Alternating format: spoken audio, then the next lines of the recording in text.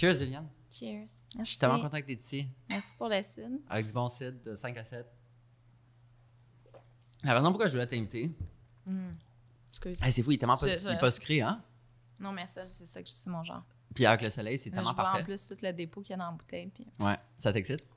Ben, je trouve ça ressemble à un produit de qualité. Puis C'est tellement beau, la culture, je vais l'appeler comme un nom qui est pas fancy, mais des liquides du Québec. Tu sais, toutes les distilleries, toutes les microbrasseries, toutes les places qui font du cidre. Je trouve que ça fait tellement du bien d'avoir tellement de beaux produits. Puis maintenant, je me force tu sais, à juste boire des produits québécois, puis c'est tellement agréable. Oui, puis je pense qu'on a oublié comment c'est bon. Ouais. Puis je pense qu'avant, il y avait pas une culture de québécois, c'est un peu, c'est jeune, les raisins, tout ça, mais non, en Estrie, il y en avait des bons. La route Ouais, des c'est ça. vins, en vélo. Faut que je la fasse. Tu Pas en l'as-tu fait? vélo. Non? Faut pas Ben, c'est se ça. faire. Ça serait dangereux. Faut que tu trouves un ou une amie. Est-ce qu'ils font comme des Quand tours tu avec vas. comme des autobus pour la route des vins? Je sais pas si ça se fait. J'imagine. Sûrement privé. Ah oui, pour les baby boomers. Sûrement. Sûrement, c'est sûr. C'est sûr. Pour cette clientèle en particulier. Je suis vraiment content d'être ici parce que t'es vraiment quelqu'un de low-key. Mais en même temps, Je sais tu... pas si c'est positif ou négatif. C'est vraiment positif. Parce que Ok. t'es comme... Tu vas comprendre ce que je veux dire. Ok. Mais t'es vraiment low-key dans le sens où... Puis on dirait que ce mot-là, empire, c'est péjoratif, mais dans ce cas-ci, c'est vraiment positif. Mais vous êtes rendu avec un empire B-side, dans le sens où vous touchez à plein de choses qui sont tellement diversifiées les unes des choses. Tu sais, c'est quand même rendu une grosse business avec beaucoup d'employés qui sont hyper talentueux et tout. Puis Ouais, c'est je toi me qui sens- mènes le bateau avec Jean-Daniel, tu sais. Mais je me sens quand même comme une start-up. Dans le sens, Ouais. on est beaucoup à comparer à peut-être 2 ans, Mhm. mais on est, tu sais, c'est quand on est très agile dans l'équipe, là, pour le peu de monde qui est dans l'équipe. Puis je pense que c'est des projets qui ont l'air gros. Ouais. C'est comme, c'est diversifié aussi. Le magazine, qu'on est nord-américain, je veux dire. Mhm. On essaie d'être le plus dispersé, mais en même temps, je pense que c'est notre présence qui est grande. Plus que... Je vais essayer de synthétiser vraiment sommairement parce que je ne veux pas parler de tout l'historique. OK. Mais Vous allez Euh, voir sur Psy.media. tu as le droit de me contre-argumenter. Jean-Daniel a acheté les modèles de canaux. Oui, ça Puis- remonte à ce fameux... En fait, c'est Guillaume. Guillaume qui est un de nos OK. partenaires aussi. On est 3. Guillaume a eu la possibilité d'acheter... En fait, il voulait investir dans une compagnie de canot-kayak en Abitibi. Puis, quand la journée qu'il est venu pour faire une proposition ou rencontrer les propriétaires, ils venaient de congédier tout le monde. Ils faisaient faillite. Mhm. Fait qu'ils ont fait, ben, si vous voulez nous aider ou en fait, vous pouvez racheter la compagnie. Guillaume, lui, il a racheté les moules des canots-kayak. Puis Jean-Daniel, c'est un ami d'enfance, mais ça faisait des années que c'était pas parlé. Puis JD, dans ce temps-là, il travaillait chez Silly. Puis où il était à la fin de son Silly, peu importe. Puis c'était comme un peu une opportunité pour Guillaume de, oui, comment dire, reconstruire les ponts avec Jean-Daniel, mais aussi de... il n'y avait aucune idée, tout le côté marketing, brand.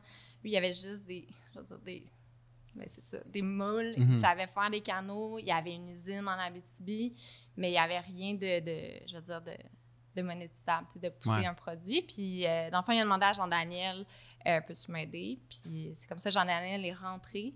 Mais moi, j'étais teamée comme ça avec JD. Puis, c'est comme ça que lui m'a fait travailler sur le brand. Fait que là, vous avez parti le Yeah. magazine pour vendre des canaux. Non, même pas. On a vraiment travaillé 1 an sur juste le brand Abitibi & Co pour vendre des canots kayak. Vraiment, là, c'était... Mais tout le temps avec... Tu sais, c'est ça qui était un peu... Ça part quand même de là, B-side, parce que c'est des canots qu'on faisait une promotion de « Tu vas mourir avec ton canot. Si tu l'entretiens bien, on va te montrer comment le réparer. » Fait qu'il y avait tout aussi du storytelling autour du canot, autour de comment, justement, c'est ça, entretenir ton canot, faire en sorte qu'il perdure, mais en même temps, c'est... Comment dire, c'est une rôle. Tu sais, en plus, on venait de la pub, là. Fait que nous, c'est comme, c'était consommation, puis back à back. Mais là, c'était, tu peux mourir avec ton canot. Puis c'était un peu de trouver une façon d'explorer d'autres facettes, justement, du storytelling. Que là, on a fait, on va partir un journal. Mais c'est un journal à Abitibi & Co. Puis qui était vraiment format journal. Puis là, c'est là, après ça, qu'est venue l'idée du magazine. Puis là, on a dit, on va partir sur un autre nom pour que ça soit comme une autre compagnie. Mais ça a vraiment parti d'Abitibi & Co. Puis moi, j'ai vraiment plus, en fait, été propulsée avec B-Side que Abitibi & Co. J'ai fait le branding, mais je n'étais pas, je veux dire, dans la gestion et dans l'entrepreneuriat déjà là. Puis quand vous avez parti le magazine, vous n'avez pas de réseau de distribution établi, fait que vous avez décidé par vous-même Ouais. de partir en RV.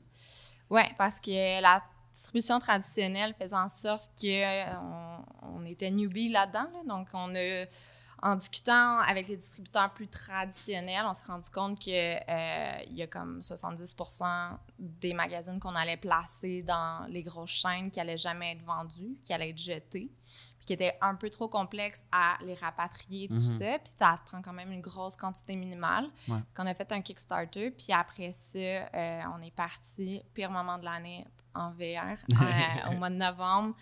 Traverser le Canada, aller un peu aux États-Unis. Puis on avait Catherine Métaillé à Montréal qui appelait les détaillants avant qu'on arrive avec « Hey, on est un magazine bilingue, on est en français, anglais. » Ils voulaient rien savoir. Il y en a qui quasiment pas qui raccrochaient, là, mais ça a été quand même de la job. Puis dès qu'on arrivait, ils voyaient le produit. Puis là, c'était comme « Ah, mais là, c'est pas un magazine, c'est un livre. On n'a pas de publicité, je veux dire, traditionnelle non plus. » Fait que non, c'était une belle épopée. Puis là, c'est là que ça a poussé. Puis là, ça fait 5 ans? 10 numéros? 6 ans. Ben, en fait, 12 numéros. Oui, on travaille sur le 13e. Hey, je suis mélangée. Parce qu'on dirait que c'était hier votre célébration. Oui, du effectivement. 10e. Du 10e, oui. Numéro. Mais c'était la première année de la pandémie. Mais c'est ça. Oui, c'est ça. Mais on dirait que c'était hier en même temps, tu sais. Oui, mais là, on en a refait un au dernier. Puis c'était le fun de avec juste, tout le monde. Oui, de revoir des gens puis de juste avoir des gens avec le magazine dans les mains. Ouais. C'est cool. Là. Puis là, vous êtes rendu partout. Comme à beaucoup d'endroits. On essaie d'être partout. Il me semble la dernière fois que j'avais vu, comme en 2019, je pense que vous étiez comme dans 650 points de vente, ça se peut-tu? Et ça fluctue tellement parce qu'à chaque numéro, on a des nouveaux détaillants. Il y en a qui ne, renouvellent pas parce qu'ils ont moins vendu ceux qu'on avait. Puis aussi, au début, on s'est un peu pitché, on voulait être partout. Ouais. Mais on s'est rendu compte quand tu as 5 détaillants sur la même rue qui l'a, c'est un peu spécial. Fait que là, on a commencé à créer plus des relations envers des détaillants, soit qui, justement, qui le mettaient peut-être plus dans la vitrine. Tu sais, qu'on voyait que c'est comme si c'était quasiment un de leurs produits qu'ils auraient aimé comme faire. Puis fait qu'on essaie justement de bâtir ces relations-là avec nos détaillants, nos partenaires aussi. Là, vous avez personne en Europe? Vous êtes distribué en Europe? Pas beaucoup. On a un petit distributeur, mais c'est vraiment en fait pour bien percer l'Europe, il faudrait imprimer là-bas. Ouais. Parce que sinon, il arrive, tu sais, c'est tellement cher, même en ce moment, tout augmente. Là, ouais. Les containers, aïe. Mais juste le magazine coûte vraiment plus cher. Disons que ça n'aide pas, notre monde de print, là, d'imprimer, mais... Écoute, on fait ce qu'on peut avec... Fait en ce moment, c'est pour ça qu'on est très Québec. Là, Québec, on dirait que maintenant, j'ai plus besoin de... Comment dire? Pas justifier, mais d'écrire c'est quoi B-Side. Ah oui, le magazine. Ouais. Ils l'ont déjà vu ou leur père le lit. Il y a comme quelque chose de très organique. Mais là, on essaie beaucoup plus de passer Canada, anglais, puis les États-Unis. Puis juste ça, on en a pour quelques années encore. Ah ouais? Oui. C'est difficile? Ben, je pense juste un magazine imprimé. Comme, bonne chance, ceux qui sont là. Mais on dirait, j'ai l'impression de par les gens à qui je parle, c'est soit qu'ils connaissent pas B-Side ou ils adorent. Ah non, il y en a maintenant qui sont comme... C'est vrai, vous avez des haters? Non, pas des haters, mais comme il y en a qui savent pas totalement c'est quoi, mais ils ont déjà entendu le nom. Mais c'est un peu une bibite... Ouais, j'ai entendu parler des chalets, ou des fois, c'est juste le magazine qu'ils connaissent, puis ils connaissent pas le côté habitat. Ouais. C'est normal aussi, parce que c'est normal, puis c'est comme 2 produits complètement différents, mais avec le même système de valeur, la même vision. J'ai l'impression que les lecteurs respectent beaucoup le magazine, tu sais. Le fait que vous n'avez pas de la pub traditionnelle, juste la qualité de votre papier, la qualité de votre direction artistique, la qualité de vos produits que vous avez maintenant, tu sais, tout ça fait en sorte que les gens ont vraiment... un respect profond, puis c'est le fruit de vos efforts, ultimement. C'est le fruit de tes efforts, de Guillaume, de Jean-Daniel, puis c'est totalement En fait, c'est incroyable ce que vous avez fait. C'est réellement incroyable. Puis souvent, je compare. Je suis venue ici pour me faire lancer des fleurs. Non, mais bref, il faut se dire les vraies choses, tu sais. Puis pour moi, en fait, je veux savoir qu'est-ce que tu penses de ça. Mais pour moi, B-Side, c'est le National Geographic du Canada. Du Québec, du moins.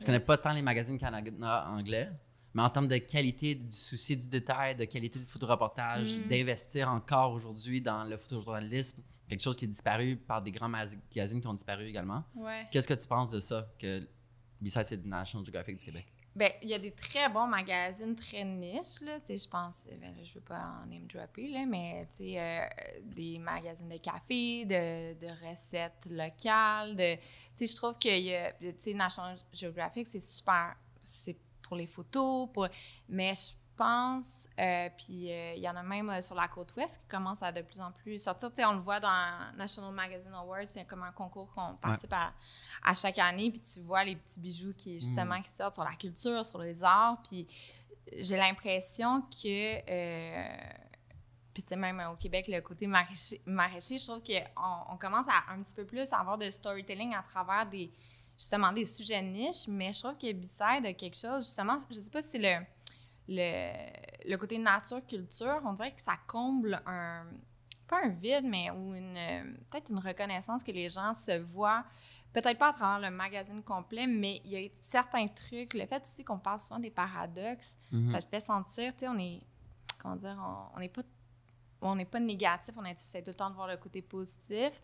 Fait que c'est sûr que si tu te fais tout le temps pitcher les changements climatiques, là, l'effet d'urgence, à un moment donné, c'est que ça devient comme, justement, éco-anxieux. Éco-anxieux. Fait que nous, on essaie un peu pas de renverser ça parce qu'on est super conscient de qu'est-ce qui se passe autour. On essaie juste de voir c'est quoi les solutions, puis on est des optimistes, là. On croit que la Terre on est encore dessus, puis il y a encore à faire pour la sauver avant d'aller peut-être sur Mars, mettons. Ouais. C'est sûr que c'est intéressant, qu'est-ce qu'il y a sur Mars, mais... Moi, je trouve ça fou qu'on a des images de Mars, présentement. Ouais. Comme des vraies images avec des vraies caméras, des vraies caméras de la planète ouais. Terre. Tu sais, puis d'avoir des images, pas des simulations, tu sais, des vraies images. Je trouve ça hallucinant qu'on utilise un appareil, une technologie qui a été créée il y a 200 ans. Ouais. Puis qu'aujourd'hui, on l'a amené sur notre planète pour nous la représenter visuellement. Ouais.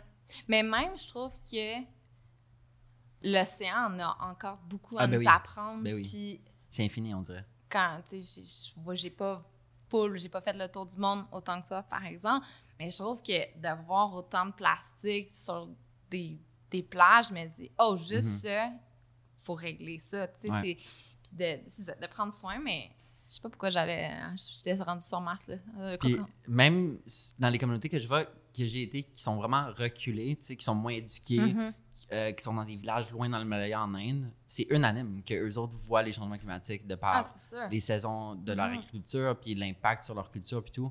Fait que c'est absolument unanime que... Sachant que vous voulez comme grossir plus dans le Canada anglais puis dans les États-Unis, quelle place occupe... Parce qu'on s'entend que vous êtes quand même un magazine international dans le sens où vos sujets, c'est loin d'être juste le Québec. Ça touche à plein de... C'est vraiment Amérique du Nord. Ah ouais, c'est rare. On a des fois des sujets qu'on est comme... c'est en Europe ou c'est en Asie, puis on peut pas ne pas traiter ce sujet-là. Faut que les gens le sachent, faut que l'histoire soit racontée. Mais le plus grand pourcentage est quand même en Amérique du Nord. Ouais. Puis dans cette optique de vouloir grandir sur ces territoires-là, quelle place occupe le Québec dans, mettons, soit le choix des sujets ou dans... Ouais. Ben, ça dépend vraiment de la thématique, puis on y va vraiment avec le... C'est ça, c'est les sujets, mais il n'y a pas de... Tu sais, là, je ne vais pas rentrer dans le technique, mais on a quand même une subvention canadienne qui nous demande d'avoir 80 ou 85 % des contenus collaborateurs canadiens.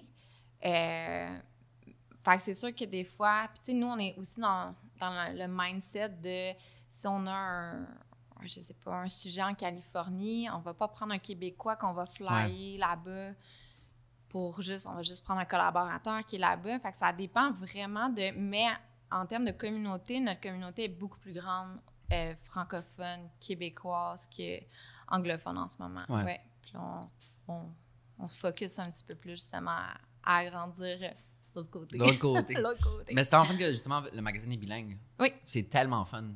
Parce que c'est comme n'importe quel sais, des fois, juste partager des articles, mettons, si j'ai pris les photos puis juste partager un article qui est juste en français, tu sais, ça ferme un peu sur une certaine démographie qui pourrait facilement lire l'article. Exact. Puis juste à quel point ça prend beaucoup plus de travail de le rendre bilingue. Ah, ben, c'est le double de... Ben, non, c'est pas le double de travail à... Oui, c'est le double de travail. En fait, c'est pas du design, je veux dire, dupliqué, mais c'est quand même une rentrée de contenu. C'est des règles différentes. Mais pour le texte, il faut tout traduire, éditer, réviser.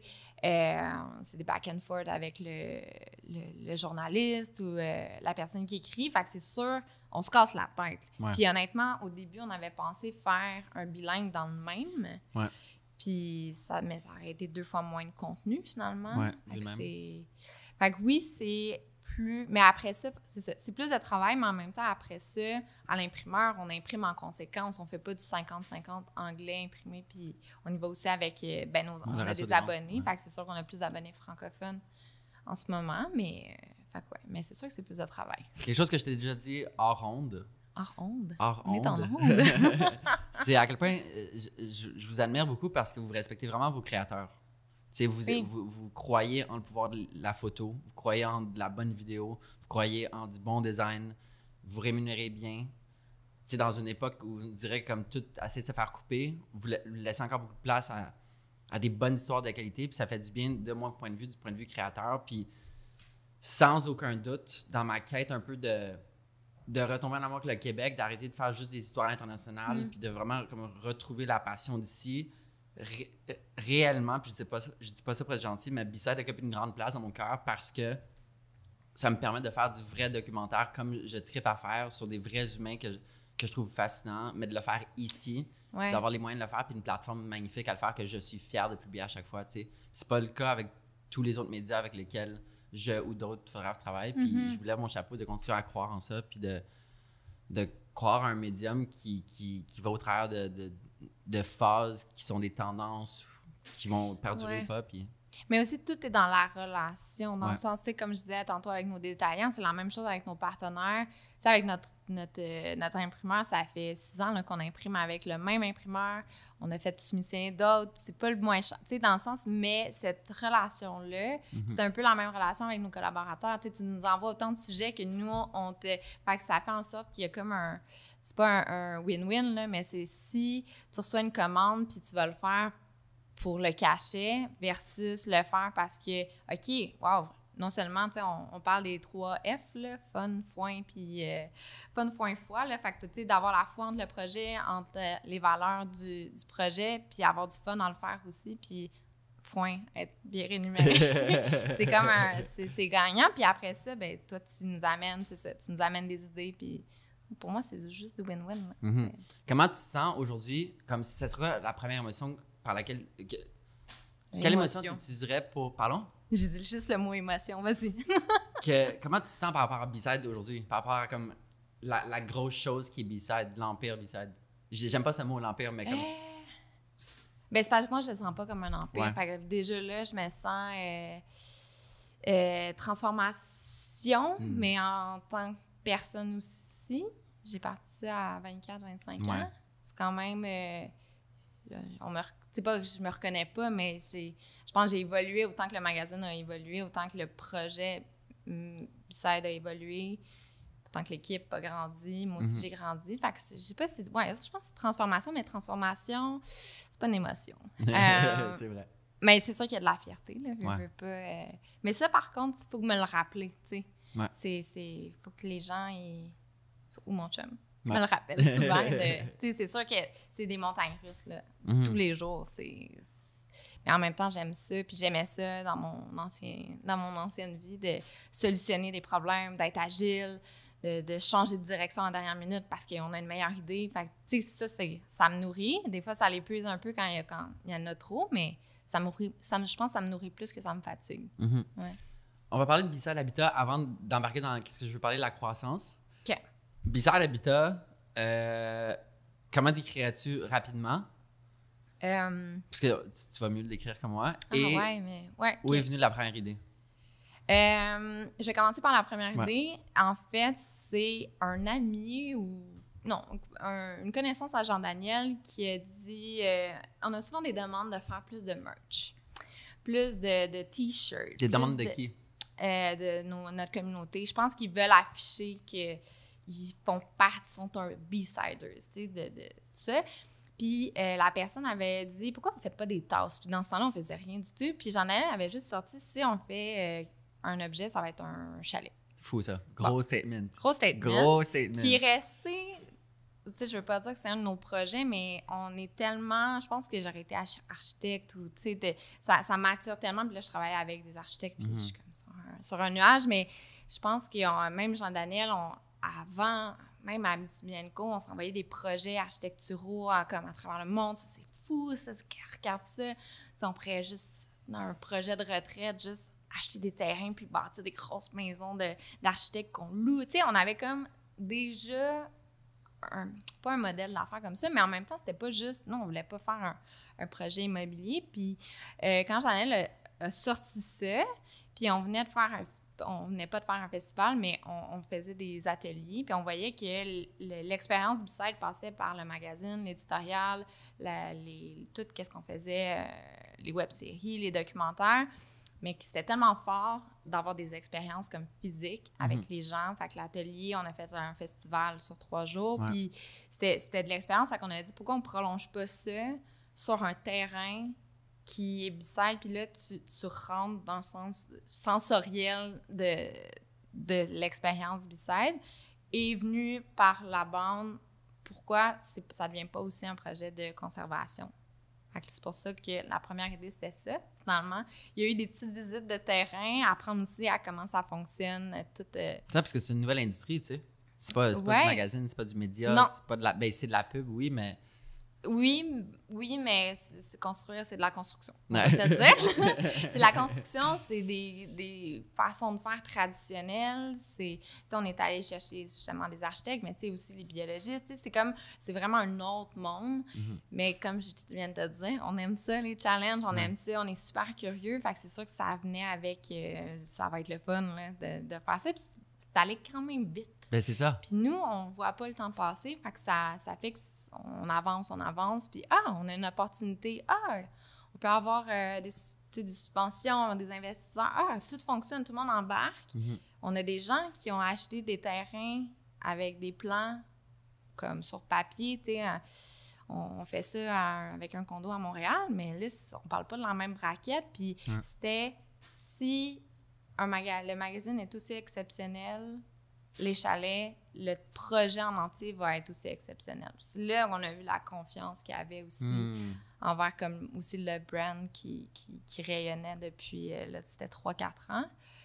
Puis après, c'est sûr qu'il y a eu la petite pandémie qui a fait « Oh, est-ce qu'on continue ou on prend une pause? » Puis finalement, tout le monde a continué à embarquer. Puis là, depuis 10 mois, bientôt 1 an, on loue. Fait qu'on crée cette expérience-là. On va avoir un pavillon commun qu'on va pouvoir faire justement les ateliers, des conférences, des shows, des concerts sur l'eau. Puis, fait que c'est ça, c'est un premier projet d'une lignée, qui sait. Fait qu'aujourd'hui, B-Side Habitat, c'est un parc de chalets. Ouais, on peut appeler ça de même. Un parc naturel. Parc naturel. Oui, il y a quand même, c'est 85% du territoire qui est préservé. Ouais. Fait que ça, c'est, tu sais, être un promoteur immobilier, on aurait pu en construire 700. Puis... Ouais.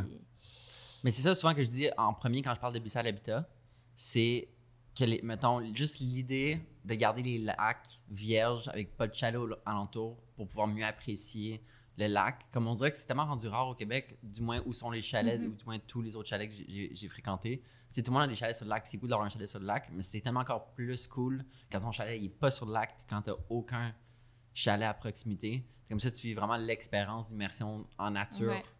Puis vraiment les sons, les bruits.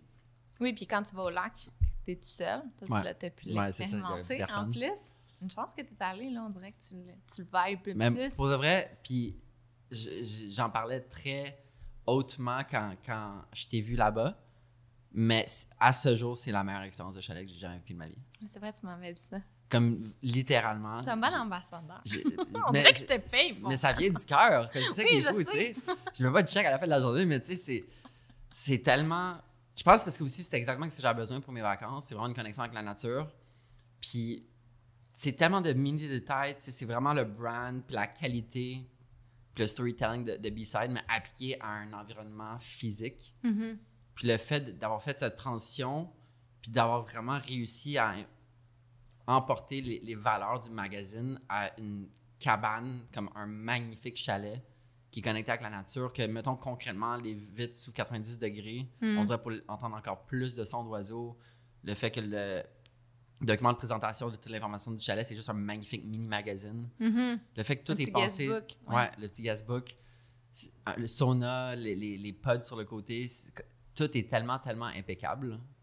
Puis je ne peux assez parler en bien de l'expérience. Puis c'est fou que vous avez réussi ça venant. Évidemment, vous avez rencontré beaucoup de personnes qui sont exceptionnelles à faire ce qu'ils font, mais c'est tellement impressionnant que vous avez passé d'un magazine à un projet comme celui-là. On dirait quasiment à l'extérieur sans embûches. Clairement, il y a eu 1 million d'embûches, mais que vous avez réussi avec brio.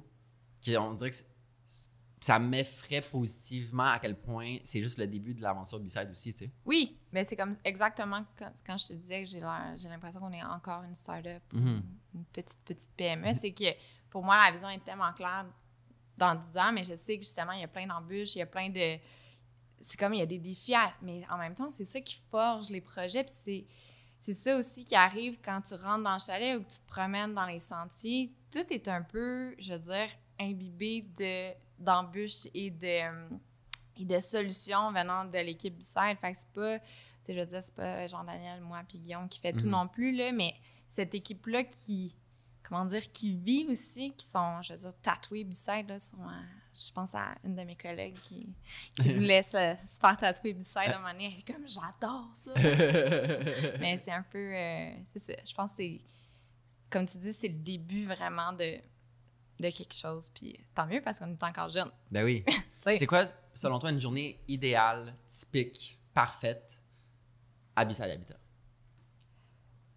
À ce jour ou aujourd'hui. Éventuellement? Aujourd'hui. Aujourd'hui? Les constructions qui sont déjà là. Comme qu'est-ce que tu fais quand tu te lèves, puis là, le flow de la journée? Mais d'un, t'arrives, puis là... Mettons que tu dors là. Tu dors là, puis là, tu te réveilles. Fait que t'as déjà eu tout, je veux dire, l'excitement d'arriver, puis de découvrir. Parce que c'est quand même juste de découvrir... Comment dire? Tu sais, autant que j'en ai fait des chalets, puis tout ça, puis je dis pas que le B-Side est plus exceptionnel, mais quand tu comprends tous les détails architecturaux qui servent à l'expérience, mais à ta découverte là, tu passes un escalier, c'est plus petit, puis là, tu t'arrives au salon, puis là, t'as le toit cathédral qui est tellement majestueux, puis là, tu repasses, puis là, t'as un sauna dans une salle de bain. Quelqu'un qui connaît pas en tout B-Side, tu fais comme, bon, pourquoi il y a un sauna là, puis il n'y a pas un spa dehors, ou tu sais, fait que je pense une fois, mettons que tu l'as découvert, de un, c'est tu dors comme vraiment bien, mais ça, c'est dormir en nature comme ça, c'est pas juste à habiter. Ben, c'est sûr que tu te fais un vraiment bon café. Mais là, c'est pas bon. Là, c'est comme non, vas-y. OK, mais moi, tu te fais un café. S'il pleut, moi, comme on en parlait quand tu étais là, quand il pleut, moi, j'adore ça avec le bruit sur la tôle. C'est vraiment exceptionnel. Sinon, ben, tu peux te faire... on dirait que j'hésite à plusieurs scénarios. Vas-y. Ben, un petit brunch sur le feu dehors, là. On a plein d'outils. Puis c'est sûr que c'est comme c'est pas du camping, là, parce que jamais tu vas traîner tous ces outils-là. Mais c'est vraiment, je trouve, un hybride entre un barbecue, mettons, mais le goût des œufs, puis comme du bacon sur un feu, c'est comme vraiment fabuleux. Puis par la suite, ben là, ça dépend. Moi, je suis plus matinée, très tranquille. Peut-être un 2 ou 3e café. Quand même. Ouais, je suis très... Quand même. Ouais, non, c'est ça. On repassera ma quantité de caféine. Puis en après-midi, là, surtout en ce moment, là, il fait chaud. Tu sais, il fait frais le matin aussi. Ouais. Tu peux rester... On a un espace couvert avec le moustiquaire. Ouais. T'as pas de bébé. Genre gros gazebo, mettons. Ouais. Mais plus beau qu'un gazebo. Plus beau qu'un gazebo, mettons. Puis en après-midi, là, tu prends j'allais dire un autre café. Non, tu te mets 2-3 bières dans un sac. Tu pars avec ton chien, ton chum, puis là, tu vas au lac qui est comme 30-40 minutes de marche. Puis là, c'est la saucette parce que quand t'arrives en haut, il fait chaud. Puis non, c'est... Tu sais, il y a tellement... Tu sais, on a un petit réseau de sentiers, mais il y a tellement de terrain à découvrir. Puis c'est ça qui est le fun, c'est quand... Là, ça fait 3 ans qu'on a le terrain, je veux dire, qui que le projet a commencé, puis je l'ai jamais vraiment marché au complet.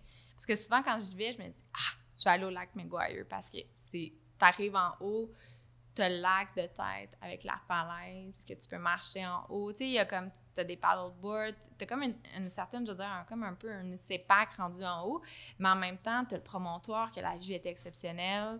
Fait qu'à chaque fois, mais souvent, de tout faire ça, ben là, il est rendu 8 h le soir, puis c'est comme l'apéro est passé, là, tu sais. Fait que, mais tu sais, juste revenir, puis ça, c'est avec des amis, la famille, revenir se faire un bon souper sur comme l'immense îlot aussi, là. C'est tellement chaleureux de juste être autour d'un îlot, tout le monde parle. Je sais pas si c'est vraiment clair, mon séjour. Non, c'est clair. Mais, parce que là, après, tu as une deuxième journée, puis là, tu peux passer ta semaine. Jamais assez. Travailler un peu. T'sais, moi, j'étais là 5 jours, pas assez. Non, c'est ça. Ouais. J'en ai pris 16 autres. Ouais. Même plus. C'est ça, tu sais, même, il y en a qui viennent pour des retraites créatives et tout ça, puis c'est comme si, il y a une fois que j'étais allée, justement, pour plus me focusser sur un truc de travail, puis j'en avais loué un avec ma collègue Catherine, puis c'est comme si, des fois, ton corps va te... Tu sais, t'es arrivé là pour travailler, puis ton corps, il fait juste... Hey, puis là, finalement, tu te reposes. Puis ça t'amène plein d'autres idées. C'est pour ça que retraite créative, des fois, pour moi, je suis un peu... juste aller marcher, ton cerveau va comme réfléchir d'une autre façon que d'être devant un ordi. Fait que ouais. Puis rappelons-le à quel point c'est gros, le territoire. C'est combien de terrains de football encore? 962, 4? 60, ouais, là, hey, 62, j'aurais dû amener mon petit papier. Mais ça, c'est fou, by the way. Comme j'adore 1250 acres. Fait que ça, en acre, je le sais, en ballon. Ben ça, mais en acre, tu sais, c'est dur pour le commun des mortels, même pour moi, là, je sais pas combien il y a un acre. Un pied carré, je comprends un peu, mais... C'est 44 000 pieds carrés un acre. Ah ouais? Fait que tu fais quoi? Nice. 1250. Mais là, c'est 960. Mais ça, c'est fou. C'est gigantesque. Puis j'adore jouer cette devinette quand je vante à des amis le projet Bissal Habitat. Je suis comme, les lacs, il n'y a pas de chalet autour. Et la deuxième chose que je dis, c'est comme, devine, c'est comme en gros, en terrain de football. Puis là, ils vont dire, 4, 80, 100. Puis là, c'est boum, 960.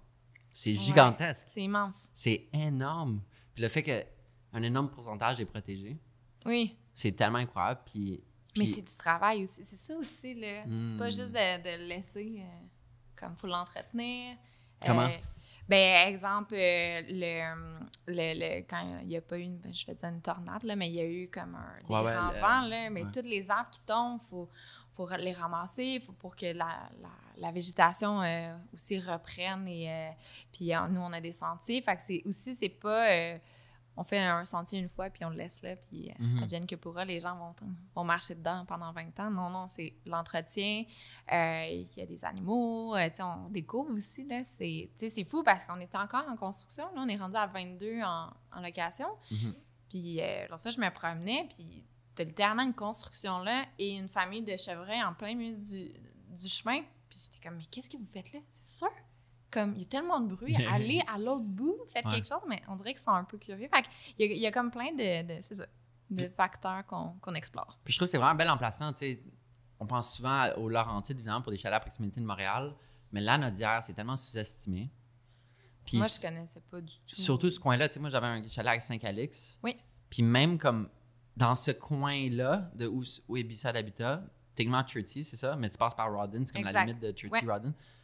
Personne ne pense à aller là. Personne ne pense à traverser Rawdon. Tu sais, les gens connaissent de nom Rawdon pour les chutes et tout, mais juste le fait de traverser Rawdon, puis tu vas l'autre bord, puis d'aller à un coin de la Naudière qui est déjà peu exploré, encore moins exploré. Je trouve ça tellement formidable. Parce que c'est pas loin, c'est quoi, 1h30? Ça dépend de t'es où à Montréal, mais c'est 1h et quart, en fait. C'est fou, ça. C'est central. Tu prends pas le tour des lentilles non plus? Non, c'est la fait que t'as pas le trafic. Non, t'as pas le trafic. Non, pour vrai, c'est... La Naudière, j'essaie de voir exactement, mais c'est sûr que Jean-Daniel a un chalet là, que lui a construit personnel. Fait que lui, c'est un peu, d'après moi, lui qui nous a teinté de la Naudière. Mais quand on faisait du service, on a aussi travaillé avec la MRC de la Naudière. Fait que c'est sûr qu'on a découvert un petit peu plus cette région-là. Mais il y a aussi le fait qu'à 1 heure de Montréal, en Estrie ou dans les Laurentides, il y a plus de terrain Mais de c'est ça. 1200. Puis, tu sais, avoir un 10 acres, ou tu sais, non, je vais trancher. Mais tu sais, même sans acre, Mhm. il faut que ça m'en ait aussi, ça soit comme vivable et rentable, Ouais. tout ça, là. Fait que, Mais je trouve que la location est parfaite. Tu sais, t'as aussi la forêt Waro, ouais, tout ça pour aller faire des hikes et tout. ouais. Puis le fait aussi, dans votre mini-guide, dans les chalets, tu sais, vous dites les activités sur le terrain, mais aussi toutes les activités à proximité. Mais oui. C'est très cool. Mais juste pour qu'ils découvrent la région. Ouais. Tu sais, il y a aussi des petites montagnes de ski que personne ne connaît et pourtant, c'est tellement le fun. Tu Mhm. peux... Moi, quand je suis parti, je suis allé à Saint-Jean-de-Mata. Mhm. Les chutes. T'as-tu été aux chutes de Saint-Jean-de-Mata? Ouais. C'est tellement cool. Je savais pas que Ouais. c'était là. Puis c'est super chouette. OK, fait que toi aussi, t'es-tu allé au casse-croûte de la 125? Mais en fait, moi, quand j'avais mon chalet, OK, ouais. j'allais tout le temps là. OK. En revenant de ski mon cam. Ah, c'est ça. Puis on allait tout le temps là. Exact. Puis c'était dans les plans, mais en même temps, je voulais aller aux chutes qui sont au bord du comprends. Casse-Croûte 125. C'est quoi ta région préférée du Québec? Ah non, t'as pas Oui, le je droit. sais. Oui, j'ai le droit. Ma région préférée. Mais là, ça dépend tellement quelle activité tu fais parce que je dis on, là, comme si mon chum était à côté de moi, mais Gaspésie, on y va à chaque année. Mhm. C'est un peu... la Côte-Nord, je l'ai pas assez visitée. Fait que si je sais pas que je l'aime pas, c'est que j'ai pas... Mais tu sais, Charlevoix, la Malbaie, tu sais, Charlevoix, je pense plus dans les endroits peut-être un petit peu moins touristiques. Comme les éboulements, tu sais, puis Exact. tous ces villages-là sur le bord. Ouais, je trouve que le paysage, tu sais, le fait de montagne, C'est fou. mer à côté. C'est fleuve, vallonneux. J'adore ouais, le fait vallonneux. Exact.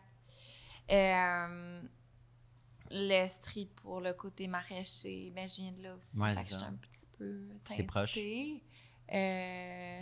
Mais aussi, tu sais, on a un shack à Passé-Mont-Laurier, proche du parc, la véranderie, puis il y a comme Ça, c'est... la y a nature. Il n'y a Ouais. rien, tu sais. C'est là que tu vas faire de la pêche? On se promène un peu partout, mais oui, c'est comme un peu notre camp de base, je veux dire ça. Puis c'est un réservoir de 400 km², c'est énorme. Wow. Ouais. Wow. On pêche là aussi. On pêche aussi dans des petites rivières. Fait que c'est T'as pas- déjà googlé le parc La Vérandrie? Google Images? Euh, Tu le feras. il est immense. Non, mais c'est parce Parce que je suis avec Abitibi & Co, Ouais. je pense que je serais jamais allée en Abitibi. C'est fou comment aller, exemple, à Rimouski versus Abitibi, c'est quasiment le même temps. Mhm. Mais le parc La Vérandrie te fige, on Ouais. dirait, dans le temps pendant 2 heures, quasiment. Je sais pas, Ouais. 2-3 heures.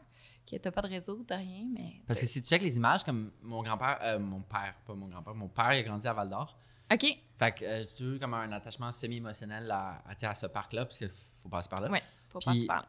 Quand tu regardes Google Images, puis tu as des vues dans les airs, puis tu vois comme la route qui fait des serpentins Ah ouais. sur les îles, c'est tellement beau. T'es comme, no way, tu sais, comme les villages dans le nord de la Norvège, que des fois tu vois des images comme, tu sais, plein de rochers, puis là, t'as juste une route Une qui petite relie route, des petits ouais. villages de pêcheurs. Puis c'est un peu la même chose, mais on a ça juste pas juste à côté, mais Ben, c'est mais pas proche, si loin c'est que ça. ça. C'est ça qui est. personne qui ne est pense quand aller dans même, ce coin-là. Tu sais, les non. gens s'arrêtent à Tremblant, puis après, Ouais. t'as tout après. T'as-tu été au miel d'anisette?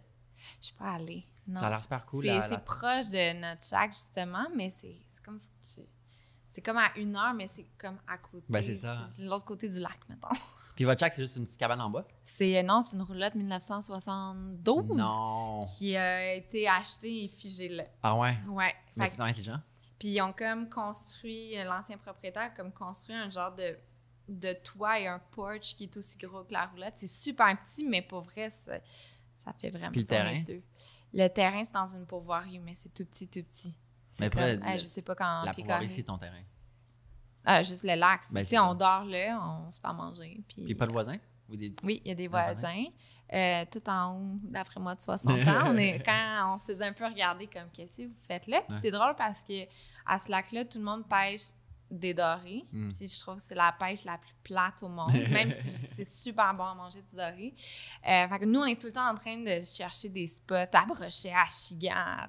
Fait qu'on se casse la tête, mais c'est magnifique. Comme, tu te sens, à chaque fois qu'on arrive, on est comme, on se sent en vacances. Mm. Parce que c'est ça qui est drôle, c'est assez loin. Ben, en fait, c'est quand même loin, parce que c'est 3h30 de Montréal. Il y a la première année, on se tapait ça chaque week-end. Fait que là, t'es comme, Attends, OK, c'est à à combien de temps de combien Montréal? Excuse. 3h30. Ok, ouais. Fait que, tu sais, à un moment donné, t'es comme, combien de gaz que je Ouais. brûle pour aller là, mais en même temps, c'est ça. c'est se promener, mais tu sais, c'est comme si il y en a qui sont comme « Ah, c'est tellement loin pour un week-end », puis je me dis « Ben, toi, tu vas à Charlevoix pour un week-end. » C'est le même temps, tu sais, c'est pas... Moi, c'est ça, tu sais, je me cherche éventuellement un chalet, puis j'ai aucunement le goût des Laurentides. Même comme j'adore la Landière, mais comme je m'en fous. Tu sais, pour moi, quand je vais aller à mon chalet, ça va être pour déconnecter en nature, puis je trouve que ce coin-là, exactement, c'est fait pour ça, tu sais. Ouais. Puis on dirait, tu sais, vous êtes motivé d'avoir été tous les week-ends, mais tu sais, si tu y vas une fois par mois, t'es vraiment motivé d'y aller une fois par mois. Puis t'es comme, OK, c'est comme des mini-vacances. Au lieu de comme. La raison pour laquelle on a vendu le chalet familial, c'était justement parce que chaque week-end, tu sais, faire le ménage, revenir, paquer la glacière, tout ça, ça devient tellement drainant. Mais ensuite, c'est aller dans le fond de la nature. Puis c'était facile à trouver, comme quand vous l'avez acheté? En fait, ça se vend par bouche à oreille. OK, c'est ça. Puis c'est le beau-père d'un meilleur ami à Louis, à mon chum, qui le vendait. Puis son fils, son beau-fils qui habite en Estrie, était comme « Oh, ça va être bien trop loin. » Puis c'est comme ça qu'on l'a eu. Mais tu sais, on est descendu en plein hiver. C'était pas déneigé. Là, on était comme « Ah, moi, j'étais comme, on achète vraiment dans une pourvoirie? » Au début, je regarde mon chum, puis j'étais comme « Mais tu viens de faire 3h30 de route avec quelqu'un qui t'a donné rendez-vous là. » Puis c'est comme « Est-ce qu'on l'achète? » Moi, j'étais comme « Oh, je veux pas acheter ça, c'est pas trop loin. » Finalement, mon chum m'a convaincu. Ça a pris peut-être un mois. Je me suis habituée. Puis au début, j'étais « Ah, je suis pas sûre. Je pense qu'on va la revendre. » Puis on va trouver quelque chose de plus proche. Puis finalement, non. C'est un zonage protégé? C'est pas le zonage. Parce que je sais pas. Mais c'est pas... en fait, tu peux pas construire de maison. Ouais, c'est ça. C'est des terres de la couronne. C'est une ZEC? Non. Parce que, je sais pas, je t'en ai parlé la dernière fois qu'on s'est vu, mais j'ai eu une énorme révélation dans la dernière année, les ZEC. Les ZEC. Parce que pour moi, je comprends pas pourquoi les gens s'entassent dans des terrains de camping. Comme maintenant, je comprends avec un devoir d'empathie de pourquoi les gens vont s'entasser sur des terrains de camping. Fait que je respecte toutes ces personnes, si vous nous écoutez, mais j'ai fait un peu de recherche à savoir légalement où est-ce qu'on a le droit de camper au Québec. Puis là, je suis tombé sur des articles qui expliquaient que toutes les terres de la couronne, tu as le droit, sauf si c'est sous-administré par, mettons, la CEPAC qui empêche le camping sauvage. Puis là, ça donne que les ZEC font partie des terres de la couronne, une zone d'exploitation contrôlée, qui sont comme des terres de chasse, qui sont connues auprès des chasseurs. Peut-être pas que tu mélanges, mais je me demande si c'est pas... Non, je pense pas que c'est une ZEC, mais par exemple, j'ai vu que tu es allé au Poisson Blanc. Ouais. Ben c'est le même, c'est tellement... c'est comme 3 fois plus gros que le Poisson Blanc, mais tu as plein d'îles. Mais justement, tu sais, nous, exemple, on peut aller sur une île, dormir tout le week-end, mais c'est très sauvage. Ouais. Ce qui fait en sorte que quand tu n'es pas, je veux dire, éduqué pour du camping sauvage, ben ça fait que tu as des îles qui sont des fois plus proches. Fait que, tu sais, je veux dire, un long week-end... t'amènes ta gang, puis tu fais le party, des feux d'artifice, puis tu laisses tout là. Et il n'y a personne pour les ramasser. Fait que ça m'a un peu troublée parce que... Est-ce que ça se des passe? fois, ben, les semaines de la construction, les longs week-ends, des fois, tu vois ça, puis tu dis « Ah, mon Dieu, il y a tellement de monde. » On n'y va quasiment plus ces temps-là parce que c'est bondé, puis c'est ça, c'est qu'il y en a qui n'ont pas de conscience environnementale. Ils pensent que des canettes, ça va... C'est compostable, des canettes. C'est compostable, c'est ça, exact. Ouais, je vais te citer. C'est compostable, des canettes.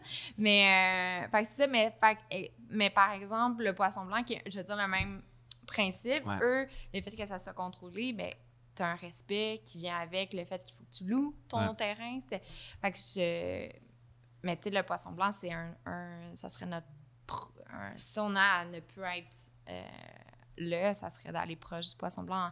Juste d'avoir un espace avec différents... Tu sais, j'aime les petits lacs aussi, là, mais de pouvoir explorer, c'est comme si tu pars en mission à chaque matin. Ouais. C'était enfin le Poisson Blanc, puis c'est tellement bien organisé pour eux. Oui. Ça démocratise le canot camping. Exact. Puis moi qui n'avais jamais fait de canot camping avant l'année dernière, c'est tellement simple. Là, cette année, j'ai amené mes amis, puis ils ont tous trippé. Puis là, chaque 24 juin, on va y aller. Parce que c'est juste... Ouais.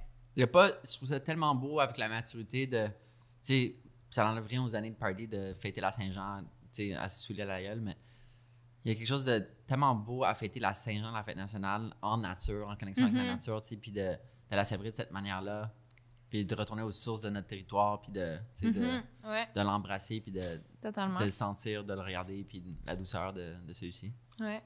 C'est magique. Fait que les ZEC, tu peux juste payer ton droit d'accès, qui est tellement rien, puis tu peux juste... Moi, mettons, quand je suis allé l'année passée, juste gambade dans le chemin de la forêt. J'aime ça. J'ai eu une vision que tu gambadais. Je gambadais avec ma vieille van 2007 toute rouillée. J'ai perdu mon muffler notamment sur ce chemin-là. Puis tu fais juste trouver un lac. Les lacs, il n'y a personne. Tu fais juste trouver un lac. Si t'aimes le vibe, tu mets ta tente là. Si t'aimes pas le vibe, tu continues à l'autre lac. Puis à l'autre lac, c'était juste 50 km dans les bois. Et plus encore. Puis il y en a quand même pas mal aussi. Ouais, c'est ça. Puis le site web de la ZEC est vraiment, vraiment, vraiment beau. Comme tu peux dire quelle activité tu veux faire. Camping sauvage ou whatever. Puis ça t'oriente vers certaines ZEC. Puis c'est comme des magnifiques cartes. Super beau design pour de vrai. J'ai vraiment été surpris. Tu penserais que c'est vraiment une petite organisation boboche de chasseurs, mais non. C'est vraiment... je me vois mal aller faire du camping comme dans la CEPAC depuis ce moment-là. Du moins. Mais c'est parce que la CEPAC est tellement... Je vais pas dire le monopole, mais il y a tellement comme la réputation. Tu sais que tu t'en vas dans une CEPAC, les sentiers vont être beaux, ça va être... Tu vas avoir... des toilettes. Des toilettes. Pour quelqu'un qui ne fait pas de camping, c'est comme... Tu sais que tu t'en vas pas non plus... tu as un côté sécurité. Ouais. Mais c'est ça aussi leur but, la mission de la CEPAC, c'est de démocratiser, puis ils le font super bien, puis c'est beau, puis c'est fun, puis c'est fun que les gens... Je pense que dans National Geographic avait fait justement un article une couple d'années qui est comme les parcs nationaux, ça devient trop populaire. Tu sais, la surpopulation des parcs nationaux par des humains. Ouais. Puis, c'est vraiment fascinant de... Mais c'est beau en même temps, c'est comme le paradoxe, tu sais, ultime de... Oui, tu veux faire connaître ces places-là, mais en même temps, tu veux pas avoir trop de gens qui viennent se prendre en photo. En même temps, il n'y a pas une chose plus belle que des petits jeunes qui arrivent en autobus scolaire, qui sont comme, yeah, la nature! Oui, exact. Ouais. Ça crée une valeur d'appréciation de la nature pour le restant de leur vie. Totalement. Puis, est-ce que tu as beaucoup d'intérêt à explorer comme le territoire des autres provinces ou des États-Unis ou au Québec, t'es comblé? Non. Mais moi, je suis une curieuse. Je suis Sagittaire. Hein? Fait que moi, les projets, j'en ai plein. Puis je suis full curieuse. Non, j'ai juste pas assez de temps, je pense. Mais même les États-Unis, j'ai exploré l'Ouest. Je parle beaucoup dans... Non, c'est vrai. Pour le travail, je suis allée au Colorado, un endroit magnifique. Mais, tu sais, beaucoup Canada, côte ouest. Je pense que même, les États-Unis nord, tu sais, Vermont, cette année, on refait. Je dis on refait. C'est la première fois qu'on va le faire. Puis c'est la première fois que je fais du bikepacking pendant 5 jours. Avec une de mes amies, on part au Vermont, Burlington, Lac Champlain. J'ai des amis qui ont fait ça, justement. C'est ça, ouais. Mais tu sais, sinon, quand dans ma jeune jeunesse, j'étais beaucoup à Hampton.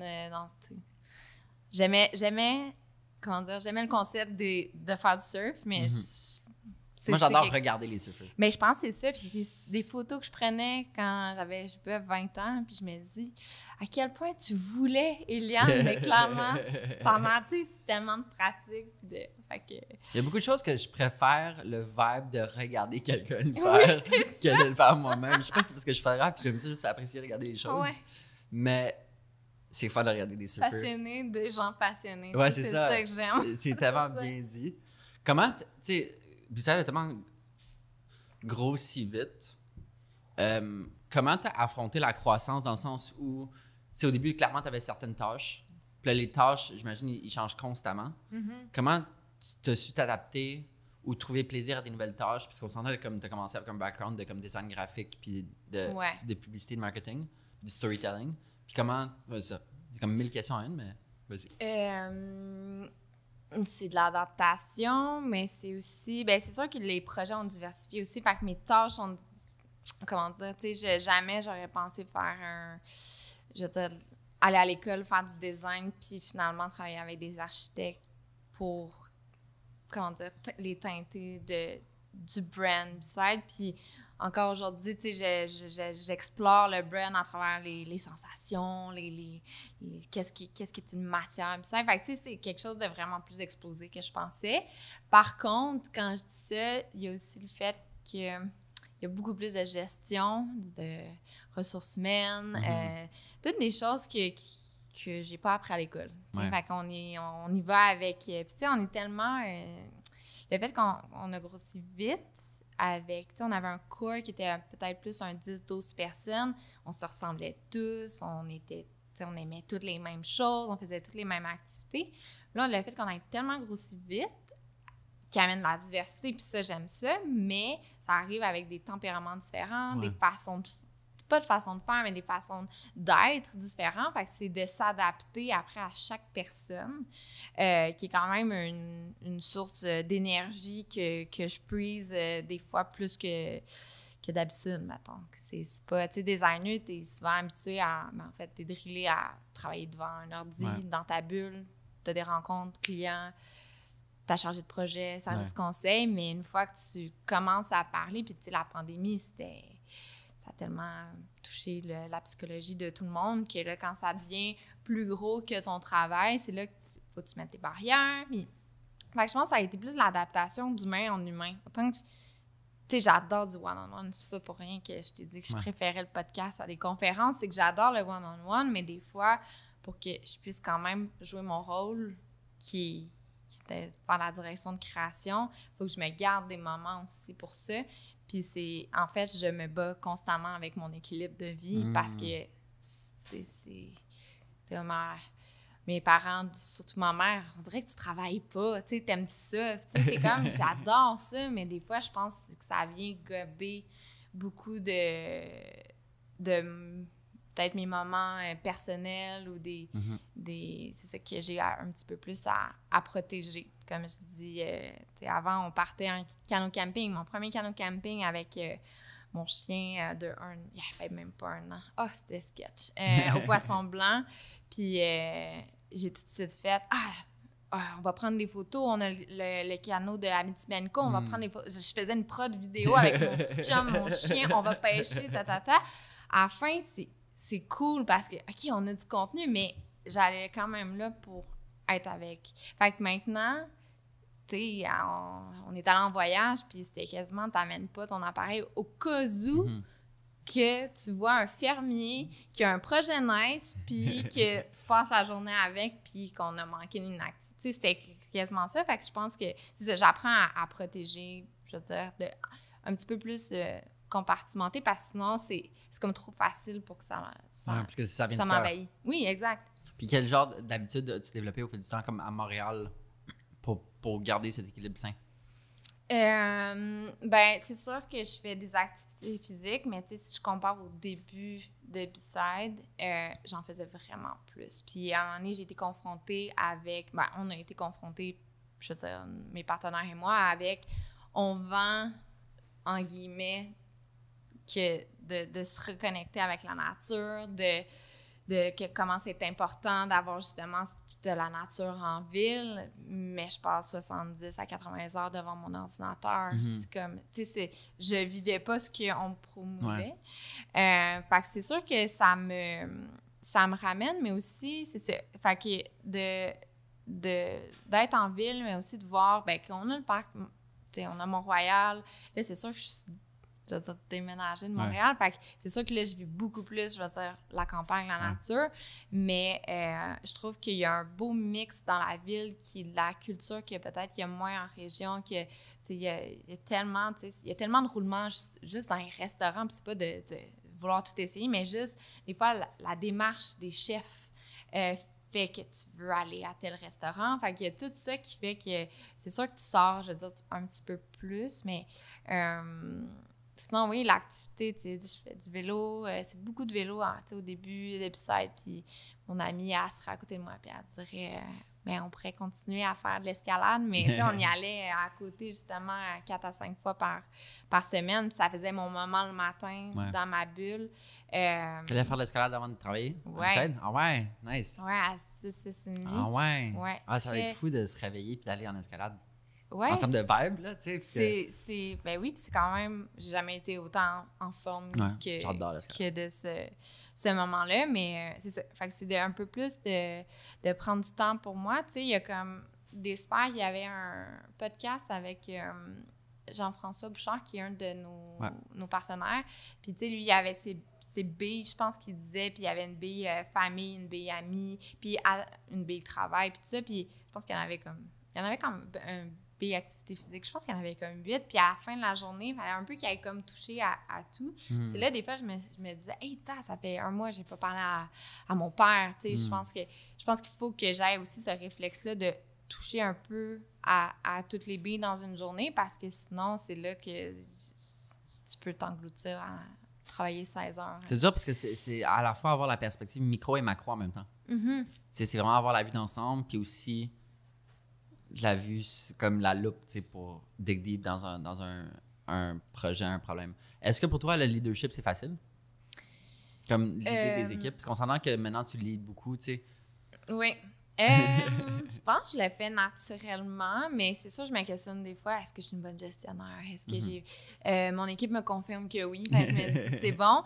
Mais je pense que j'ai amélioré mon leadership et je sais pas trop comment que j'ai fait ça, mais j'ai l'impression que c'est d'être plus moi-même. Puis tu sais, justement, pas essayer de...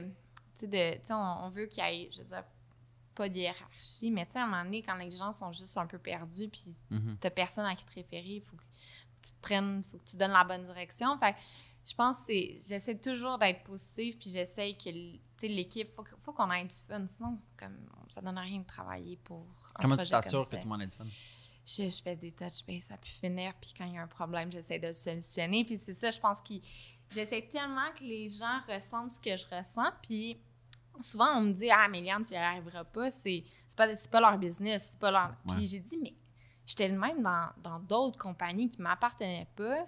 J'étais le même quand j'étais travailleur autonome avec des clients que je me donnais corps et âme pour leur projet. » Fait que je sais que c'est pas parce que c'est pas leur business. Je pense que c'est une question d'environnement, d'équilibre encore là, d'être s'assurer qu'ils ont un équilibre. Puis tu sais, on a plus quasiment de problèmes de comment dire, faire que les gens prennent leurs vacances. Puis, tu sais, c'est quasiment une obligation parce qu'il y a des années, puis je me mets là-dedans, il y a des années que à la fin de l'année, je me dis, j'ai pris un vendredi de congé ou, tu sais, le fait que tu n'as pas été malade, tu prends pas de pause. Fait que, c'est ça,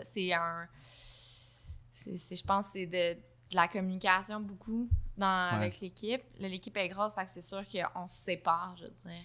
Puis on a, tu sais, Catherine Métaillé qui est rendue notre VP Média. Elle a son équipe. On a Alex du côté du développement pour Habitat. Fait qu'on a tout un peu nos équipes. Puis c'est sûr qu'on se parle tous les jours, je veux dire, la direction. Mais, tu sais, Est-ce que c'était difficile pour toi de déléguer au fil du temps? Au début, oui. Parce que ça doit être tellement difficile. C'est quand tu as ta vision, tu fais des choses. Ouais, c'est ça. Puis surtout le fait que je suis extrêmement... Là, je vais essayer de trouver un beau mot là, pour pas dire le mot qui est un peu... mais je suis vraiment piquée sur les détails. Mais avec raison. C'est pour ça que B-Side est si beau. Oui, sauf que des fois, il y a des limites. Je pense qu'il faut me ramener à... Ça sera pas parfait. Mais le fait que si tu repasses tout, Eliane, on grandira pas. Fait que c'est comme ça, j'ai un peu, je veux dire, je me suis domptée moi-même à si on me demande du feedback, puis je peux pas améliorer, exemple, 25% du projet, ou tu sais, à une quantité que ça va paraître, puis je laisse aller. Puis du laisser aller, il faut que... je le travaille chez nous aussi, là, des fois, des situations qui viennent tellement me chercher, puis je suis comme, je vais laisser aller. C'est fou parce que j'ai eu juste avant la pandémie, j'ai eu 2 employés pendant un été, ça allait vraiment bien, puis je suis comme, il me semble pour grossir, il faut que je paye du monde pour m'aider à grossir mon entreprise. Puis ça m'a tellement frappé à quel point ça prend tellement du temps, comme ça me prenait tellement de temps de communiquer qu'est-ce que je voulais qu'ils fassent, puis d'un peu créer une structure pour faire avancer le bateau en même temps, qu'on dirait que c'était juste mieux que je le fasse moi-même, tu sais. Fait que là, t'as plus d'employés? Fait que là, j'ai plus d'employés. Non, mais j'ai pas envoyé, ils sont partis quand même. OK. Mais tu sais, ça m'a beaucoup ouvert les yeux par rapport au leadership puis par rapport à tout ça. Puis c'est pour ça que c'est tellement impressionnant votre croissance rapide, justement, parce que si je me mets à ta position, tu sais, d'être parti vraiment créatif, puis après plus gestion, puis leadership, puis délégué, ce sont des choses vraiment difficiles à faire parce que on a confiance en notre intuition. Puis c'est un peu, je sais pas qu'est-ce que tu déléguais, mais tu sais, en photo, tu sais, comme je pense que je te l'avais déjà dit, on sait que c'est du roster, on sait que c'est du canvachon, on sait, on reconnaît le style. En design, c'est la même chose. Tu veux pas, je pense pas que c'est le style à Eliane, mais clairement, il y en a qui m'envoient des choses, puis c'est le style de B-Side, puis c'est clairement, tu sais, dans le sens qu'il faut après que tu prennes un peu ta saveur, puis que tu montres aux gens comment le faire, mais en même temps, tu veux pas les castrer puis dire c'est juste ça. On veut que les personnes amènent de leur expertise, amènent leur talent aussi. Parce que c'est comme un juste milieu, mais c'est sûr que c'est ça ma job, de réaligner, mais en même temps, de pas que ça soit une ligne droite, que ça soit... qui peuvent, je veux dire, gambader dans ce sentier-là, mais c'est ça. À quel âge tu as commencé à faire confiance à ta propre intuition? À ma propre intuition et Comme est-ce que... L'année passée, je sais pas. Dans les derniers mois, est-ce que dès le début... Tu sais, je pense comme toute créativité, c'est un mélange de confiance, d'intuition, mais de remise aussi en question tout le temps. Tu sais, ce jonglage... Sans joke, je pense que ça fait 1 an que j'arrête de me remettre en question, puis j'arrête de me dire que je suis jeune, que je suis une femme, que je dois avoir des... Tu sais, que je suis méfiante, que... Il y a comme plein de facteurs que... Je sais pas, puis pourtant, mes partenaires sont tellement... Tu sais, c'est 2 hommes plus vieux que moi, mais ils m'élèvent à une façon que... Mais c'est comme si j'étais tout le temps un peu méfiante ou pas... Tu sais, j'ai vécu aussi des situations que, clairement, j'étais choisie parce que j'étais une femme, puis je te comblais une coche, puis, tu sais, ça a fait en sorte que, souvent, je re-questionne beaucoup. Êtes-vous sûr que vous ne devriez pas avoir Jean-Daniel qui parle de la vision? Tu sais, je veux être sûre que la bonne personne qui se fait... Je pense que je t'avais même dit, pourquoi tu n'invites pas Jean-Daniel? Non, mais tu sais, juste pour... Mais j'ai jamais rencontré. Ah, pour vrai? Ouais, jamais. Mais non. Je te jure. Jamais lancement, rencontré. même pas? Ah, non. OK. Et pourtant, un bon fit. T'aurais une très belle discussion, tout autre qu'avec... Mais tu sais, c'est là qu'on se complète aussi, mais fait que je te dirais que je pensais l'avoir à... Tu sais, on parle d'être sur son X, puis même ça, je questionne ça. Je me dis, c'est quoi ce X? C'est quoi qu'il faut qui se croise sur le travail?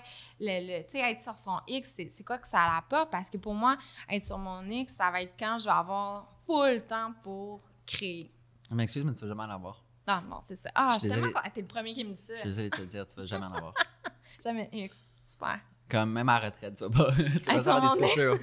Comme ma mère a commencé à faire des sculptures parce qu'elle allait avoir la retraite comme full de temps. Non, il y a des sculptures qui prennent de la place. Mais en même temps, je me dis, si tu...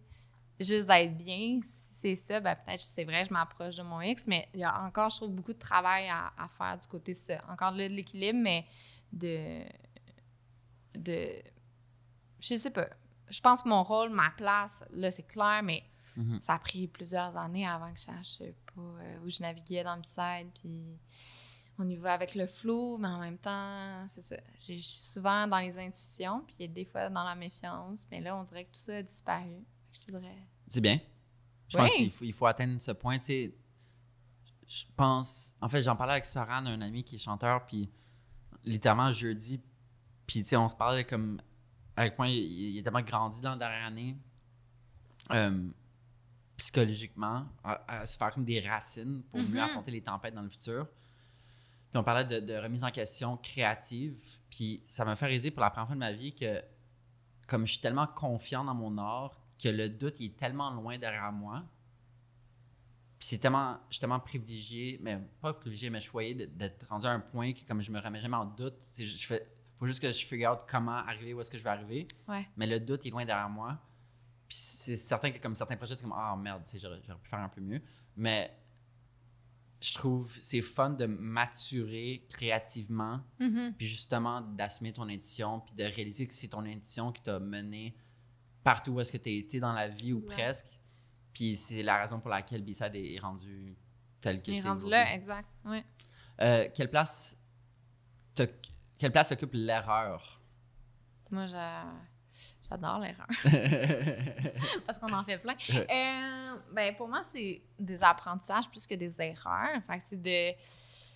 Moi, les gens qui font pas d'erreurs, ça veut dire qu'ils essayent pas. C'est weird. Déjà là, il y a quelque chose. Puis tu sais, même dans ma vie personnelle, on a fait plein... Je dis on, là, mais en tant que couple, on a fait plein d'erreurs. Puis ça veut dire que si tu fais pas d'erreurs, t'as pas cette espèce peut-être d'ambition de challenger les façons de faire aussi. Parce que si tu y vas tout le temps dans la façon que traditionnellement c'est fait ou de la façon facile, ben tu vas réussir. Mais je pense pas que c'est comme ça qu'un monde évolue non plus.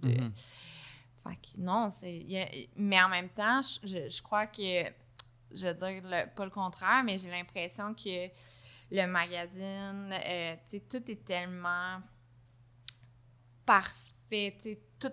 Il y a comme, tu sais, on calcule quasiment les erreurs sur notre main parce qu'il y a tellement de révisions, tout est tellement tight côté design que j'ai l'impression que ceux qui arrivent chez B-Side, ils se permettent pas d'en faire parce qu'ils sont comme, la qualité est là, puis il faut que c'est tellement rigoureux, puis tout ça, et pourtant, moi, j'aime ça, essayer des choses, puis on va le tester, puis souvent, je dis, on est en mode exploration, puis là, c'est comme dur un peu à casser, parce que l'image qu'on a de l'extérieur, c'est que tout a été, on dirait, comme calculé au quart de tour. Mais ça fait partie du storytelling. Mais du storytelling, oui, puis non, mais dans le sens où, tu sais, n'importe quelle personne veut juste montrer ses succès. Oui, c'est ça. Mais en même temps, je pourrais faire une télésérie sur tous nos écrans, puis ça serait bien le fun. Tu sais, d'entrepreneur à entrepreneur, que ce soit créatif ou pas créatif, on sait que t'as foiré mille et une fois. T'as-tu lu Shoe Dog par Phil Knight, qui est le fondateur de Nike? Nike, non, c'est sur ma... déjà vu passer, mais c'est sur ma to-do de livre.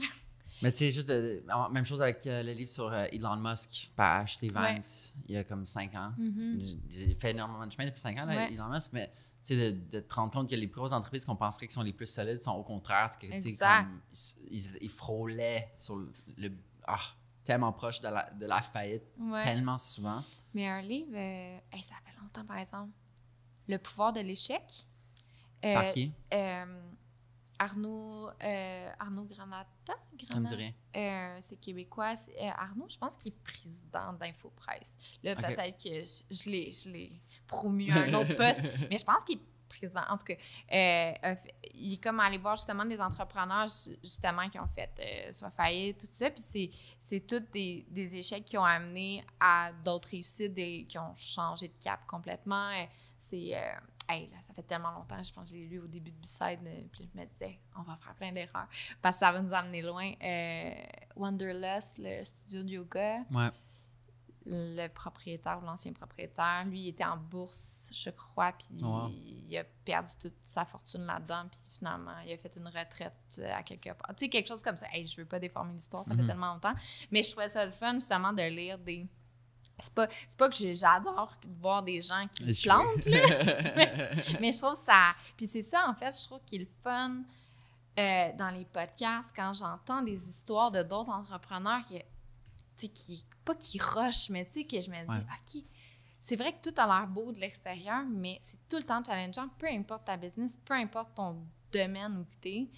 Tu vas tout le temps avoir des challenges, puis c'est ça un peu, il faut que tu acceptes ça. Il faut que tu acceptes que tu te lèves le matin, tu sais pas ta journée va ressembler à quoi, puis que, ça se peut que quelqu'un quitte, ça se peut que je sais pas, qu'il y ait une tornade dans la naudière, puis que tes locataires n'auront plus d'électricité, tu sais. Il faut que tu acceptes tout ça, puis c'est de voir, c'est ça, la solution plus positiviste là-dedans, puis après ça se reflète dans ta vie personnelle, puis... C'est weird que je pose la question suivant qu'est-ce que tu viens de dire, parce que je veux vraiment pas que ça soit relié. Mais qu'est-ce que tu aimerais que les gens sachent sur B-Side? Comme tu sais, t'as parlé de la connexion de l'humain à la nature. Mais y a-tu comme quelque chose à propos de, que ce soit Habitat ou que ce soit à propos du magazine, que t'aimerais ça serait fun que les gens réalisent? Je veux dire pour B-Side, mais aussi pour, je pense, tout le monde. Tu sais, il y a tout le temps des bonnes intentions, je pense, derrière chaque projet, Puis je pense qu'on est rapide sur la critique, on est rapide sur le peu qu'on connaît, puis autant qu'on est des bons... une bonne équipe pour communiquer des histoires des autres, j'ai l'impression qu'on a encore du bout de chemin à faire sur notre histoire, sur notre projet. Tu sais, on se fait souvent peut-être pointer du doigt pour notre projet immobilier, mais... on n'a pas des millions de dollars dans notre compte pour acheter. On aimerait ça, acheter juste des terrains puis les protéger, mais on n'est vraiment pas rendu là. Puis là, c'est le fun. On a trouvé un système, une façon de faire qui va faire profiter des gens. Non, c'est pas public, c'est privé. Mais tu sais, je trouve que des fois, les gens sont rapides sur la critique, puis je me dis, si on commence à critiquer ça va juste décourager des jeunes entrepreneurs c'est pour ça que j'aime ça qu'on monte un peu le derrière les coulisses des compagnies, parce que c'est là que tu fais c'est des humains avant tout. Fait que quand tu critiques une compagnie, si tu pointes quelqu'un qui a travaillé énormément fort sur ce projet-là, de cœur, tu sais, je pense pas que tu peux être entrepreneur sur papier, dans le sens que tu veux. Jamais j'ai de la misère encore de dire que c'est comme oui, mais non, mais je pense que c'est quelque chose qui vient avec. Il y en a qui, je pense, ils découlent d'une famille d'entrepreneurs. Puis c'est comme facilitant pour eux. Mais quand tu sors un peu de Mes parents sont pas entrepreneurs, Jean-Daniel non plus. Mhm. On a ça qui vit en nous, puis nous, on veut juste faire du bien, tu sais. Fait que c'est sûr que quand on se fait pointer B-side, t'es comme « Ah, j'aimerais ça aller prendre un café puis jaser. » Puis tu sais, des fois, on le fait, là, des commentaires qu'on reçoit. « Hey, on va juste se parler au téléphone, puis peut-être que tu vas mieux comprendre le projet, puis je veux pas être là pour te convaincre de quoi que ce soit. » Tu sais, chacun a ses opinions, puis tout ça. Mais je pense que mais c'est pour ça que je dis que ça reflète dans d'autres projets d'être « Wow, comme tout est part d'une bonne, je crois, bonne intention. » Quelle place la photo occupe dans ta vie? Ouais, c'est une bonne question parce que à chaque fois que je prends des photos, je me dis, mais moi, je suis pas photographe. Puis j'arrête pas de dire, pour moi, c'est comme un moyen d'immortaliser des souvenirs que je sais que tu peux prendre des souvenirs avec tes yeux, comme ma soeur me dirait, là, prendre des photos avec tes yeux. Mais je comprends, mais pour moi, il y a tout un côté d'une émotion qui vient avec. Ma grand-mère nous a quittés, puis je revoyais les photos, puis on dirait que je revivais le moment, même si j'avais 12 ans, tu sais, dans le sens, je trouve que ça... Puis là, c'est fou parce qu'on recommence de plus en plus à faire de l'argentique, tu sais, du film. Puis c'est vrai qu'il y a quelque chose, quand c'est imprimé, un peu comme le magazine, tu sais, un article que tu lis rapidement en faisant d'autres choses ton matin, c'est pas la même chose que quand tu t'installes dans une atmosphère pour comme lire un article. Fait que la photo, je le vois un peu comme ça. Puis c'est sûr que ça fait intégral. Tu sais, c'est intégral dans mon travail. On raconte des histoires, mais aussi à travers des images. Fait que pour moi, c'est pas juste de faire une sélection photo qui va fitter avec le sujet. Puis c'est comme, tu sais, il y en a qui vont voir des spectacles de musique puis ils pleurent. OK, moi aussi, je pleure assez. Mais comme je peux voir une super belle photo puis pleurer, autant que une peinture peut moins me rejoindre, mais on dirait des fois, tu sais, quand il y en a qui disent c'est tellement beau, mais en photo, ça reflète pas. On dirait que je suis capable de passer à travers puis de vivre la photo. Puis, OK, si ça a été pris dans cet angle-là, ça veut dire que cette personne-là parlait à une autre personne, fait qu'on était vraiment dans son intimité. Tu sais, il y a comme beaucoup plus de niveau de lecture que juste une belle photo. Ouais, c'est vrai. Mais c'est bien, mais clairement, vu que t'en fais, tu le réalises, ça. Oui. Mais que, comme les gens ne réalisent pas que, tu sais, pour prendre une photo vulnérable de quelqu'un, il y a tout le chemin pour se rendre, puis de gagner la confiance, puis le respect pour atteindre cette vulnérabilité-là. Puis c'est bien que, tu sais, une image vaut 1000 mots, oui, mais en même temps, c'est tellement de travail. T'sais, juste une personne qui a les yeux pleins d'eau. Ouais. Ça veut dire qu'elle est en train de raconter quelque chose ou elle vit quelque chose de tellement intime. Tu sais, il faudrait vraiment qu'on parle de quelque chose d'intime, puis comme qui vient me toucher pour que je pleure en ce moment. Fait que le fait que tu te rends à ce niveau-là, que des fois, c'est le photographe tout seul qui se rend à ce niveau-là avec cette personne-là, je trouve que ça a tellement de pouvoir. Puis, tu sais, on le voit, là, les images, comment dire, les catastrophes sociales dans le monde. Tu le vois juste à travers une photo d'un enfant, je veux dire, un réfugié, tu sais, l'enfant qui avait... Sur la plage. A fait le tour du monde, c'est pas pour rien, c'est qu'elle, je sais pas, elle transperce les gens. Puis malgré les milliards de photos prises tous les jours. Oui, exact, oui. Malgré tout ça, oui. Il y en a qui comptent rien, ben, c'est correct. Oui, il en faut. Puis, en même temps, je pense qu'il y en a que... je rentrerai pas là-dedans, mais tu sais, des fois, je me dis, quand tu fais un selfie, là, ça l'apporte quoi? Ouais. Mais je pense qu'il y en a qui bâtissent aussi leur confiance avec ça. Fait que, tu sais, je dis pas que c'est vraiment pas mauvais, mais je pense qu'il y a aussi une question d'être présent dans le moment. Tu sais, souvent, je dis à mon chum, je veux que tu me prennes en photo. J'ai pas de photo. Je me vois pas évoluer. Tu sais, sans photo, c'est juste moi qui prends des photos. Puis tout le temps, fait que moi, je suis tout le temps en mode selfie ou en mode... mais je trouve que ça... Tu vois que les gens aussi veulent faire partie de ces mémoires-là. Là. C'est drôle que tu mentionnes ça, parce que tout le début de ma photo, en fait, ma carrière est basée sur l'intention du début qui était d'aller à l'encontre des selfies.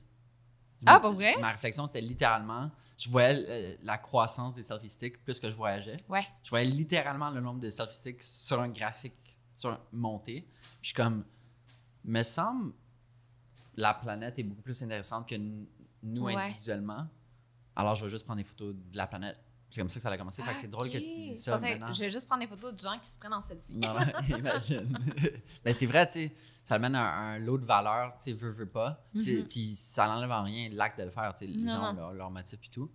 Mais quel genre de projet aujourd'hui, toi, tu prends en photo? Mettons, quand tu sors ta caméra.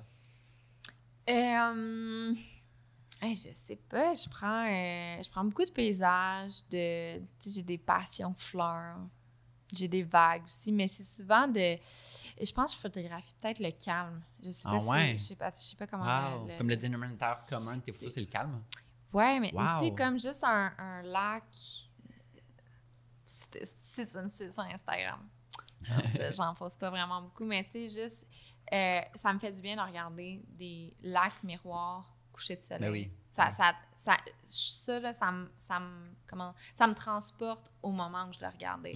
Fait qu'il y a autant, je sais pas, tu sais, j'essaie de voir des close-up, mais tu sais, en termes de sujets, c'est souvent je veux dire, mes amis, ma famille, mon chien, tu sais, c'est quelque chose que je me dis, tu sais, souvent, je vais juste sortir mon téléphone, je vais faire « Ah, il est tellement beau, là, mais qu'est-ce qui est beau? » Le fait que mon chien il a mis sa patte par-dessus son nez, puis là, on dirait qu'il est bien, tu sais, il y a quelque chose de tendre là-dedans qui est plus, tu sais, je vois, il y en a qui font toutes sortes de photos, mais encore là, je me suis jamais posé la question si je ferais juste la photo, qu'est-ce que je ferais? Puis c'est peut-être pour ça que je fais pas juste la photo. C'est que je pense, puis tu sais, souvent, au début de B-Side, puis même encore aujourd'hui, des fois, je prends quelques shoots, mais je suis comme souvent en train de plus écouter la personne que de photographier le moment. Mais je pense que c'est ça l'important.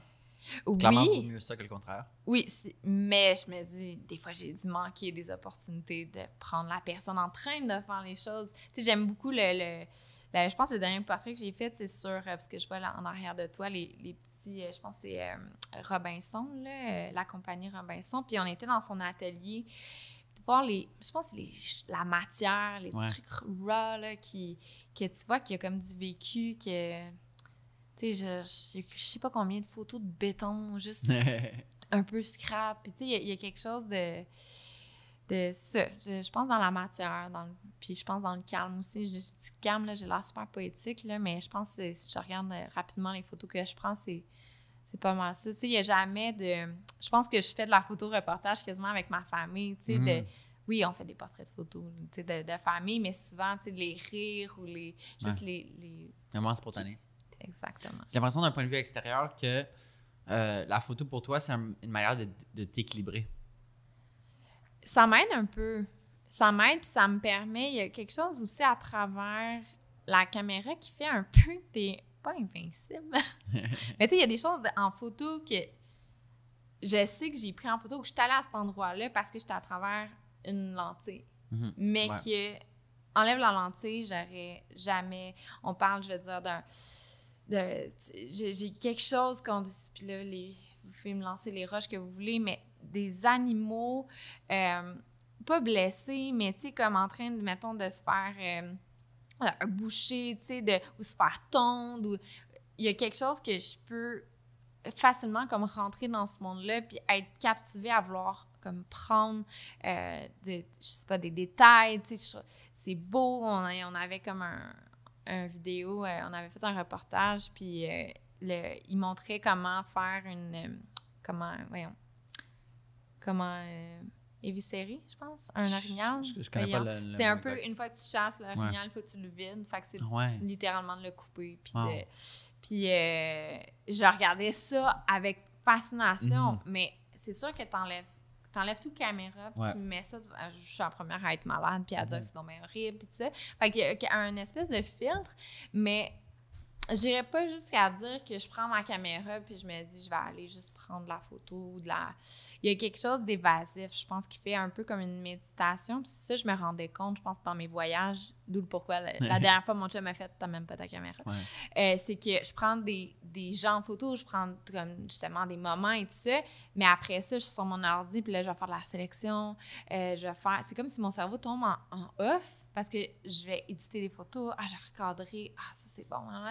Mais pour absolument rien. Jamais ils sont sur des disques durs, mais ils sont vraiment bien édités. Mais c'est comme si je rentre dans un mode, je veux dire, un peu comme il y en a qui font avec du dessin ou qui font de la méditation. Ça contribue à ton équilibre? Oui, d'une manière, c'est vrai. Oui. C'est quoi la partie de tout le processus que tu aimes le plus? La coloration. Mais ouais? Ouais. Ah ouais? C'est mon, comment tu le fais? Dada. Lightroom.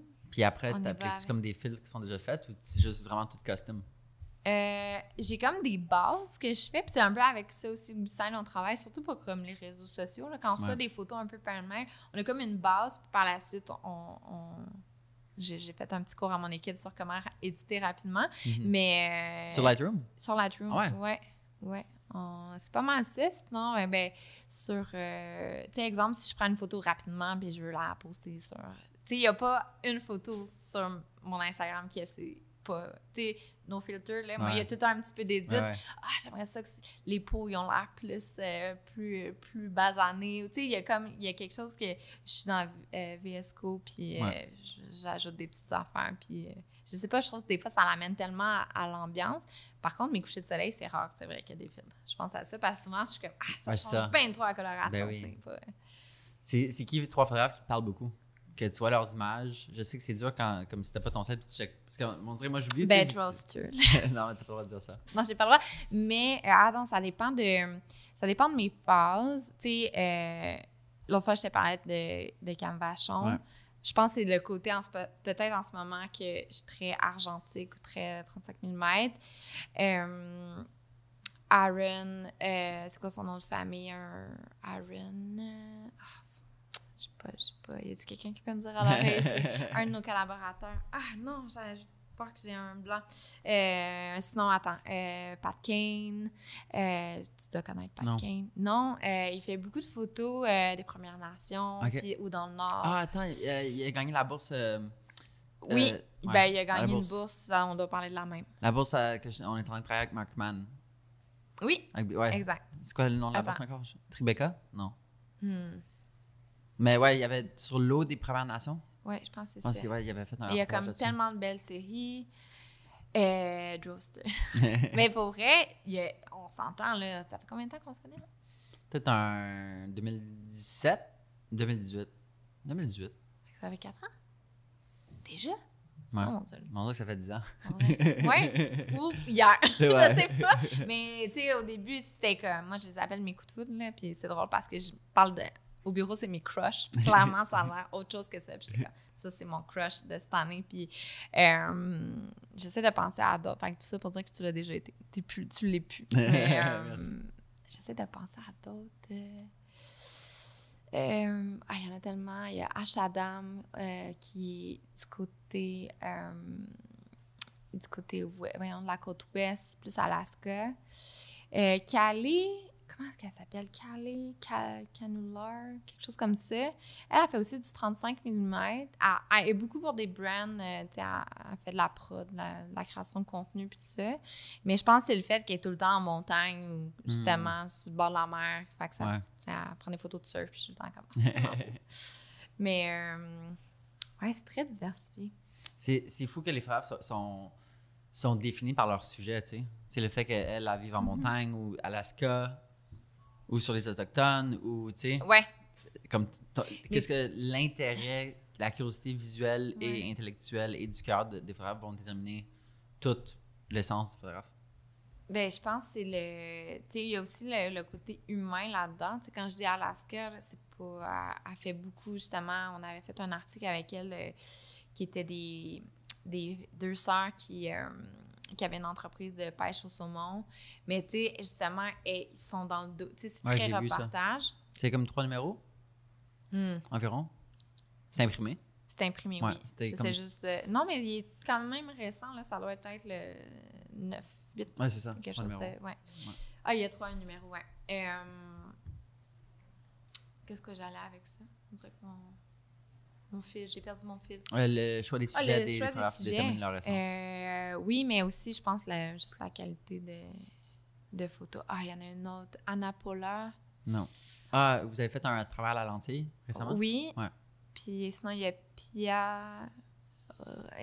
Eux autres, je pense, sont plus dans l'Amérique du Sud.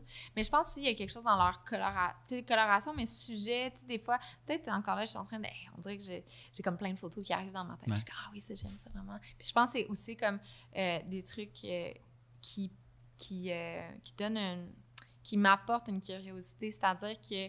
Puis d'après moi, je fais aussi peut-être un peu de photos comme ça, finalement, qui est des parcelles mettons, d'un voyage, mais que tu n'es pas capable de dire t'étais où, tu faisais quoi. OK, clairement, tu étais sur un bateau parce qu'il y a un petit détail, puis on dirait que ça pousse à ces genres de séries-là, photos qui... Mystique. Oui, exact. Puis je pense que c'est ça qui fait en sorte que je continue à suivre ces gens-là.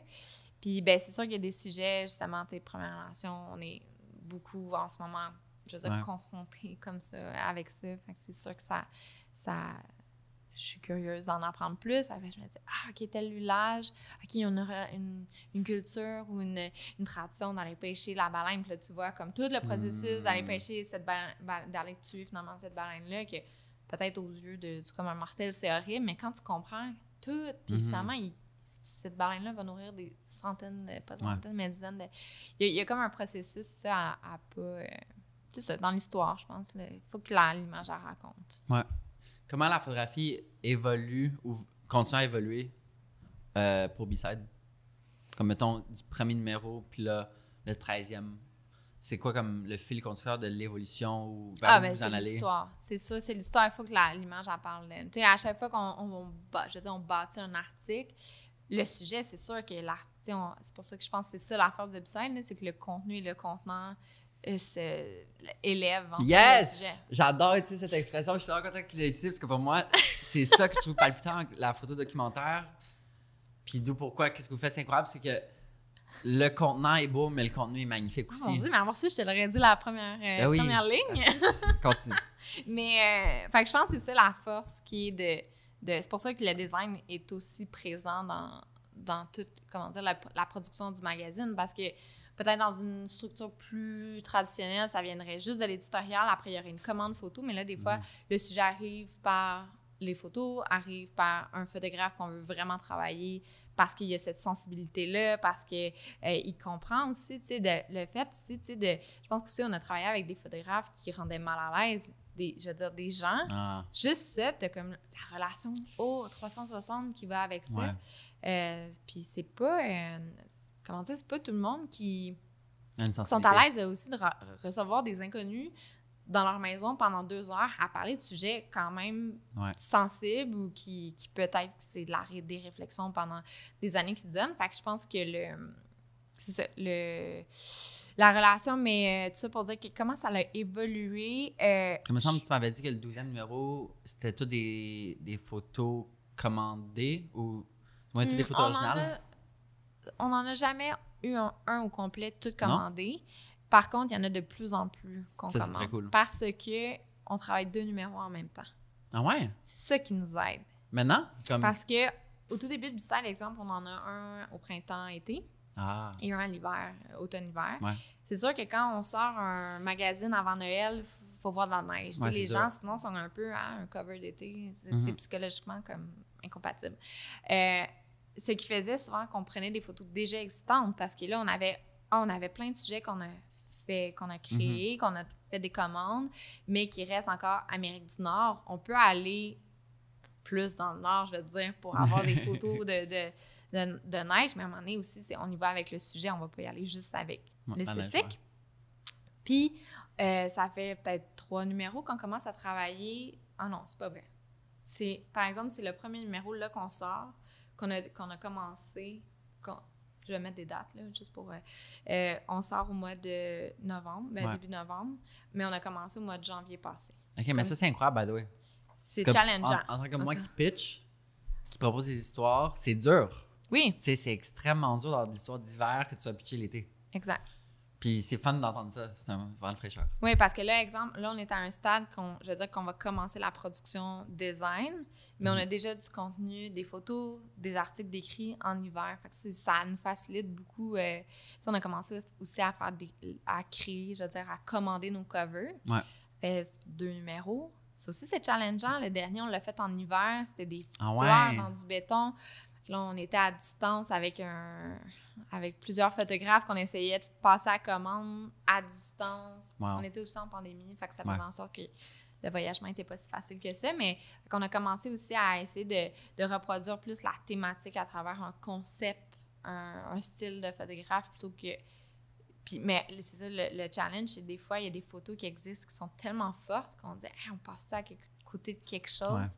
Puis je dis pas qu'on fait une croix sur les photos déjà existantes. Là. Justement, je trouve qu'il y en a qui dorment. Puis pour mon expérience personnelle, de savoir plein de photos qui sont sur mes disques durs, je me dis, les photographes qui font ça de leur vie, ils doivent avoir des bijoux qui sont cachés à travers On les garde. 2-3 terres. On les garde pour une exposition post-mortem au Musée des Beaux-Arts. Genre un disque dur juste rempli de photos post-mortem. C'est ça, un diapositive. Comme un peu un Viviane Maillard. Yann, ça fait déjà 1h30. Ah, yay. T'as eu un petit... Ouais, on a des codes. On a même pour, pas fini notre bouteille. Je sais. Mais je te laisse à la fin parce que moi, j'ai déjà fini. J'ai tellement hâte de te proposer les prochaines histoires que je vais te proposer. Parce qu'elles sont vraiment excitantes. Mais je vais juste te donner un mot-clé. Il y en a une, je t'en ai déjà parlé, Fleur.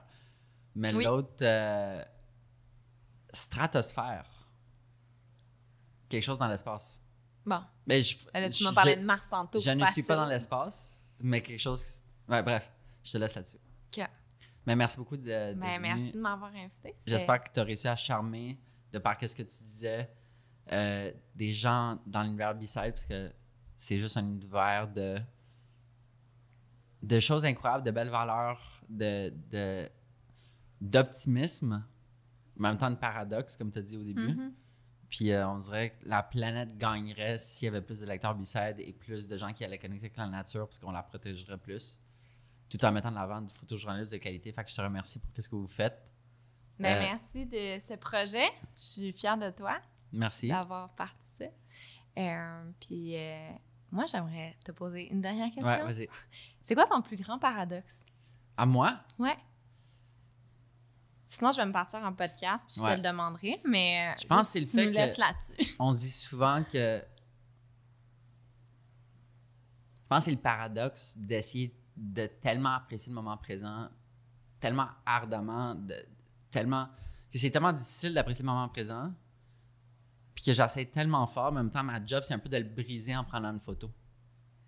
Je comprends. Fait que ce paradoxe, cette fine ligne entre apprécier le moment au max, mais le capturer, mais sachant que quand tu le captures, tu le casses un peu parce que tu le ressens pas avec tes sens. Mm-hmm. Tu penses à sa communication via un médium futur. Fait que je pense que c'est jouer constamment avec ce paradoxe, d'essayer de pousser le moment. Tu sais, comme quand tu parlais de quand quelqu'un pleure, prendre la photo quand la personne pleure. Le paradoxe entre écouter la personne, prendre la personne assez à l'aise pour qu'elle te raconte de quelque chose de vulnérable, pas pour qu'elle pleure, mais qui ultimement mène à elle qui pleure. Puis savoir le bon moment, puis avoir la bonne sensibilité pour justement, OK, là, c'est le bon moment pour la photo. Mais peut-être que tu fais de la photo en pleine conscience. Qu'est-ce que ça veut dire? Être en pleine conscience? Mais comme... Ben là, non, j'invente un terme. Ouais, mais c'est ça, mais je veux tirer ta propre définition. Ah, mais je pense que c'est ça, c'est d'être complètement là, je vais dire physiquement, mais aussi ton être. Ouais. Mais en même temps capturer cette émotion-là, puis ce moment-là. Fait que c'est de vivre le moment présent, mais en faisant une action. Encore là, je sais pas, tu t'arranges avec tes troubles. Mais souvent, la manière que je le décris, c'est que la photo, c'est la dernière chose que tu fais. Ouais. Dans le processus photo. Totalement. D'où pourquoi ma caméra est tout le temps dans mon dos. Oui, j'avais entendu ça à un certain podcast. Fait que je pense que c'est ça. J'imagine la photographie pleine conscience, comme tu l'as décrit, c'est juste dans la photo, c'est la dernière chose. Ouais. Mais c'est un beau paradoxe. C'est un très beau paradoxe, on est très chouette de capturer. Merci pour tout.